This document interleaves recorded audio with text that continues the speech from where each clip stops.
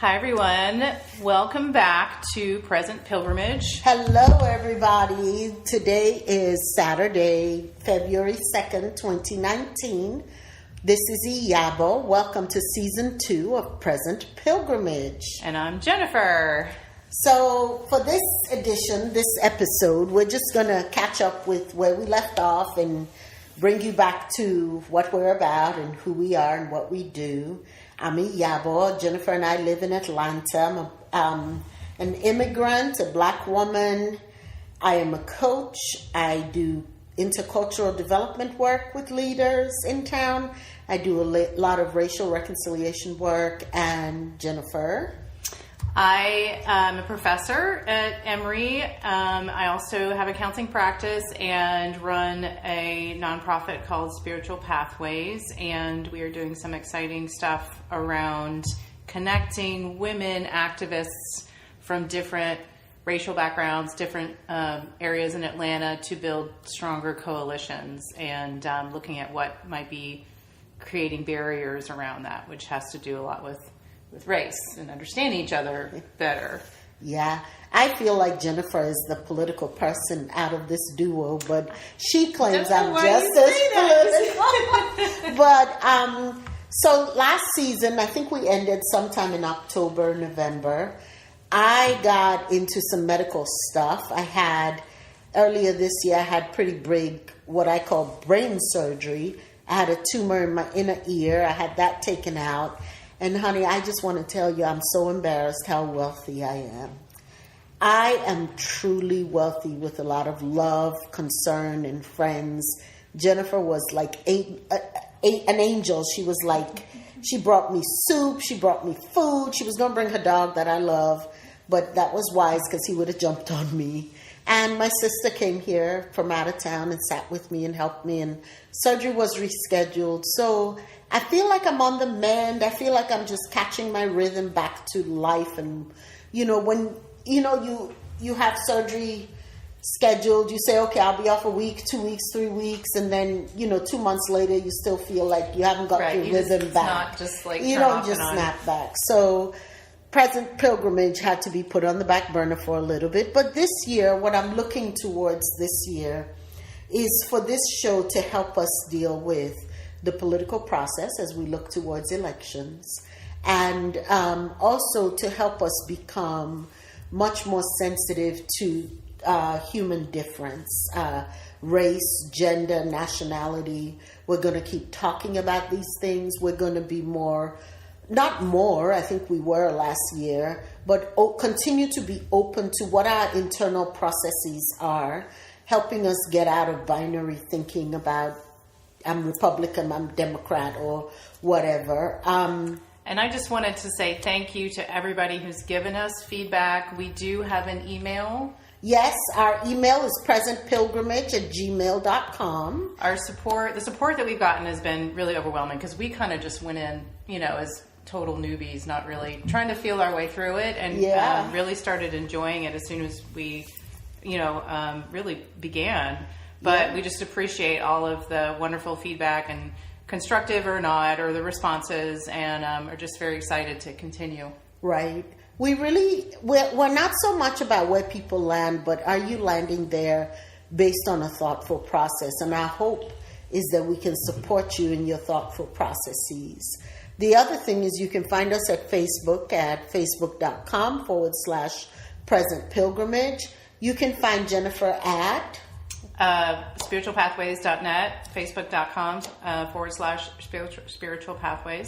And you can find me at coachiyabo.com. Iyabo is spelled Iyabo. And so here we go. What else, Jennifer? You have a workshop coming up that I can't go to because I'm in another workshop, but I want you to tell us all about it. I know. I'm just bummed about that. Maybe your plans will change, but I know you're busy. So we are very excited, a group of us who are part of different activist groups in Atlanta, local, very involved, very engaged activist groups in the Atlanta area, are going to be putting on a workshop with two kind of focuses, two foci of topics. And the first one is a panel of women who have run for office in the past cycle that we were covering a lot of, who both either won or didn't win, what worked and what didn't, and these primarily African American women who want to have better representation or need more support in certain areas and would be, kind of the best representative for that area. Kind of what were the obstacles that they faced and the challenges, and what we can learn from that moving forward. And in order to flip the seats that are in primarily Republican areas of Georgia, it's pretty divided. What do we need to do? And the idea is that we need to have white women and black women, women of color, coming together to support particular candidates. And how can we do that? And that way, we feel like we can take those seats, particularly in the outside of Metro Atlanta. So that's kind of the idea. And people also who worked for the campaigns, like operatives and who really know what's going on in the scene here. Really smart, wonderful women. We've got a few women who've already agreed to come. I'll get that out. And we're going to send out a save the date next week with some names. And I did invite Stacey Abrams, and we don't really know what she's doing exactly yet, but she's building up to something. And she said it sounds like a really great workshop, but she unfortunately can't make it. But one of her former event coordinators, Jacoria Borders, is going to come, and she's going to have a lot of great wisdom about that. And then the second panel is around white women and black women and women of color talking about race, particularly white fragility.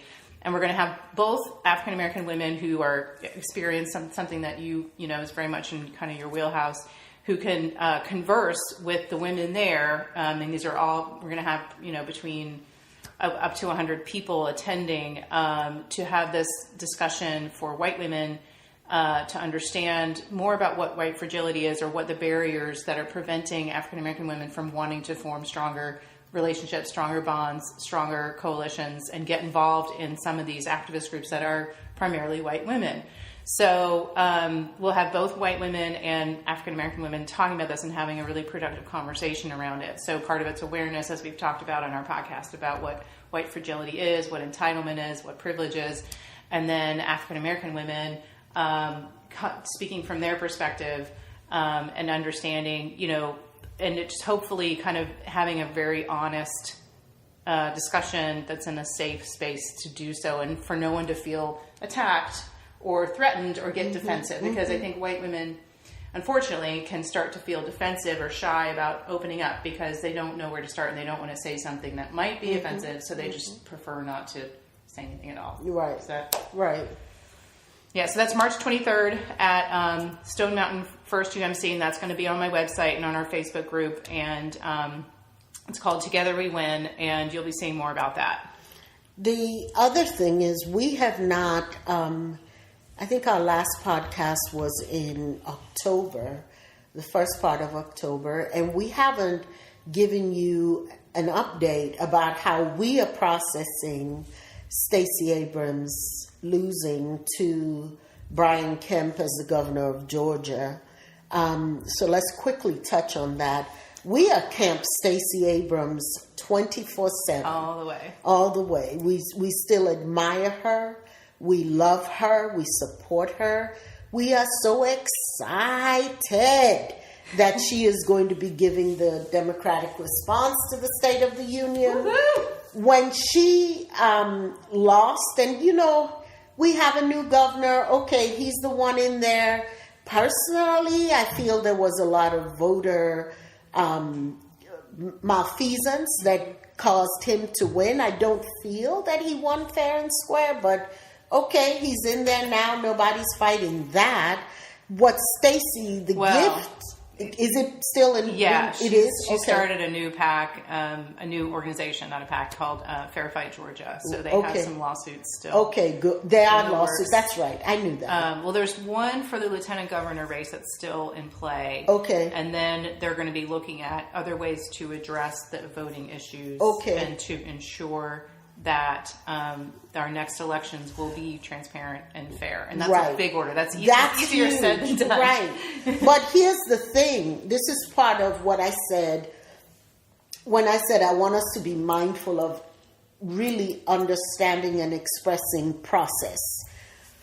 it's easy to think of Stacey Abrams as a loser or the loser, right? Like Queen of Alaska said. Oh gosh, Sarah Palin. Don't start, right? Like you want to call her a loser, but the gift that she gave the American electoral system by flooding it with this light of it's not fair, we're doing things wrong, it's not one person, one vote, or one adult, one vote. This is wrong. Let's fix it. That is a bigger gift than a 4-year or 8-year cycle as the governor. I think you said very aptly. You said, we might have lost the battle, but in the end, we've won the war. Yeah.